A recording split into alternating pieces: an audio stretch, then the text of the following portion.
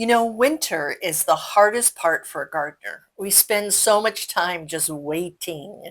But I realize this waiting is actually where the creativity happens. It's where the dream starts. Today, let's start some seeds indoors, but also I want to share the real reason that this garden saves my spirit while it slumbers season after season.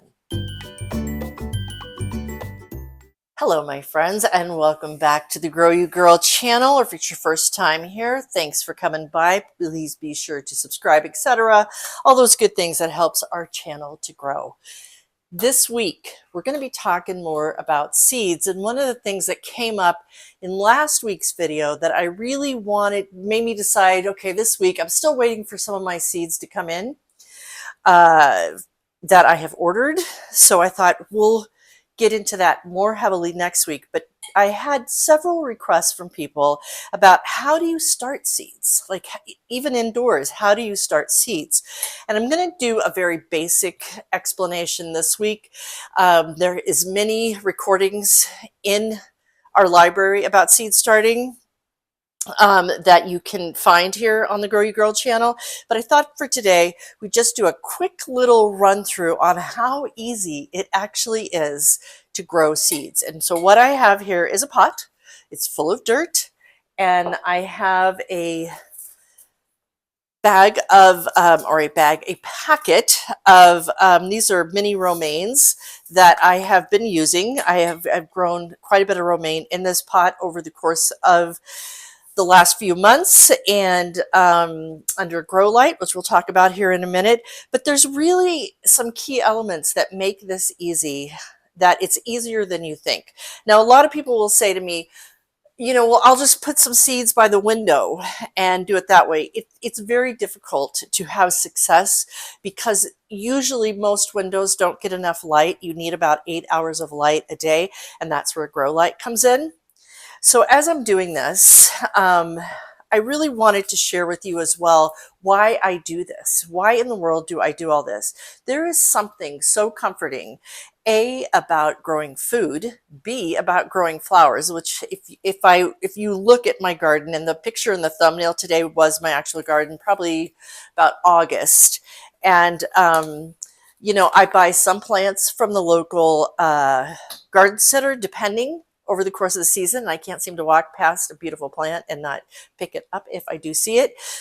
But seeds, especially in the spring, come March, April, lettuce, I have a whole bed that I dedicate to lettuce because it's such a beautiful thing to have salads on a regular basis in your, you know, going out before dinner and just picking your own lettuce is a great thing. And Ed and I have actually been able to enjoy lettuce between the hydroponic garden that we have that I've shared before and just growing some seeds in here that has been fantastic. And I don't know, there's something that makes my heart feel good. I'm writing a book right now called Good Dirt. And in the book, I talk about my inner girl. And my inner girl drives the gardener in me. I got to tell you that because she does. It's that imagination piece and that creativity. So as I'm pouring out these seeds, you can see they're very tiny. And I'm just going to sprinkle them in here very easily. And you will see on seed packets, so I'm just kind of sprinkling them through. You'll see on seed packets, they talk about putting them so many inches apart from each other and all that. I don't really listen to that, sorry, for people who are very precise. But I just like to get them because you can always pull up the seedlings as they get too thick within there. So I'm going to go ahead and put these all in here. And because they're such fine seeds, I don't want to cover them up too heavily with dirt. So I'm just pretty much going to let them lay there on the surface.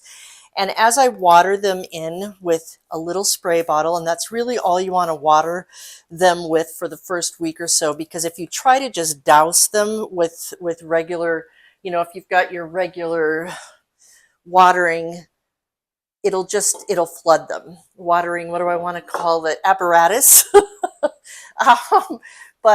Yeah, you just want to spray them. And then what we're going to do is just put on our own little homemade humidity dome, because in order for your seeds to germinate, they they like to have a little bit of humidity, and this keeps them moist at all times. You want to keep an eye on it to make sure that it's not drying out, but this really helps, especially when you put it under the grow lights. And let's talk about the grow lights here for a second. And I'm going to share with you one of my favorite. I have a variety of grow lights that I have accumulated over the years. And this one, I got it last year.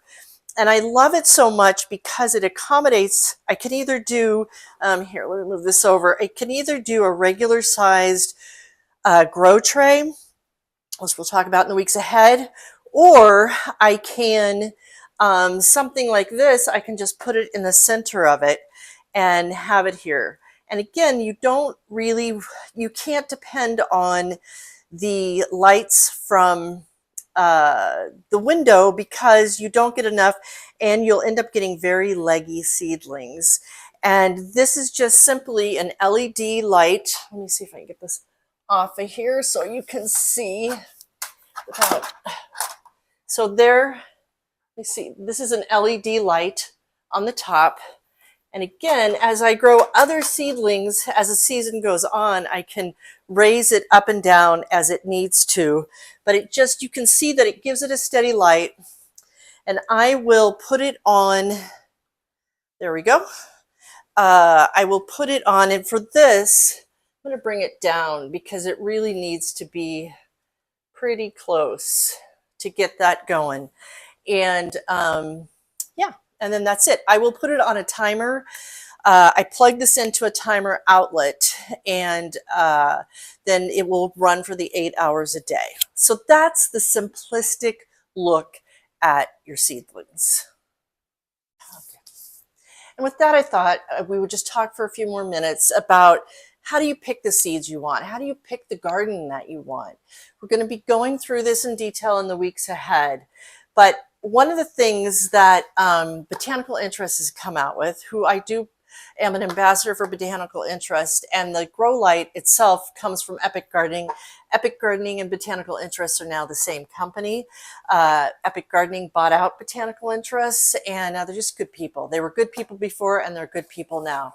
But they come out with different types of seed bundles. So if you're not sure what you want to grow yet, I'm going to put the link below so you can see what their bundles are. You can also order their catalog if you just want to see what seeds you want to do. But what's cool about the bundles, like this is a cut flower garden seed bundle.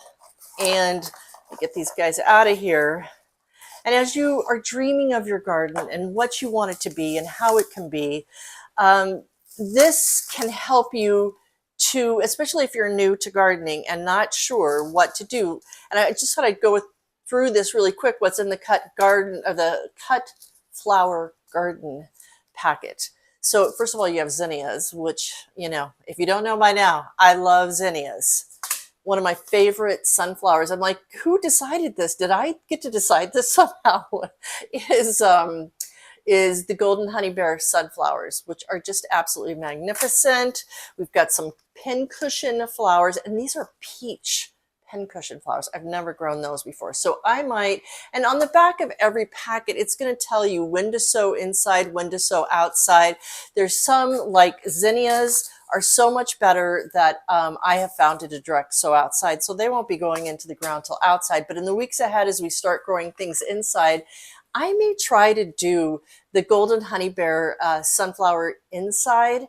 This takes 2 to 3, so it doesn't take very long, but I've just had a hard time growing them outside. Other sunflowers are no problem, but these guys I've had a problem. So I'm going to try to start them indoors. Pincushion flowers, I'm going to probably try to do these indoors as well. It's got amaranth, which is just a lovely flower all into itself. This one I have never, Dondo White Agerton. I don't know what that is, but we'll find out.